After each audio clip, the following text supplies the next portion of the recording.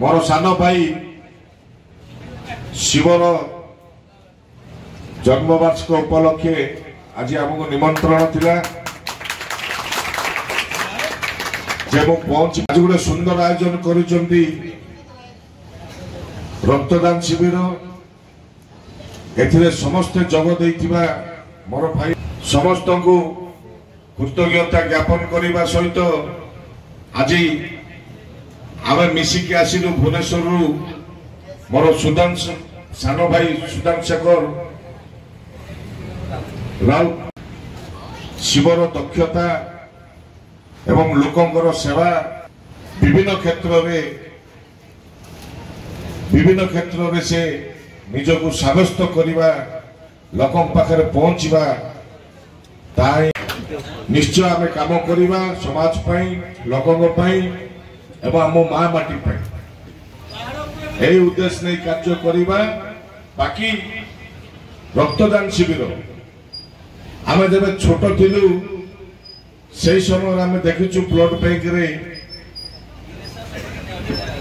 रक्तर अभावी कौन आम देखीचु से समय लोक मैंने रक्त देवाई डरुले भय होते आम से समय रक्त देकी आसुचु आउ से रक्तदान गोटे महत्वपूर्ण जो ताकू आम आगठू प्राधान्य दौचु लोकंर सेवाई यही जिनसटी समस्ते करने चेष्टा कर परस्पर को जदि असुविधा सुविधा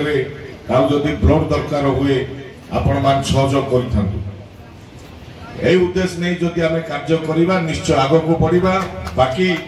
समय तो अधिक है अनेक कार्य आहरी रही से कार्य करूँ मोर सान भाई सुधांशु भाई बेले बेले आसुंच आपण मान सेवा करने अंचल में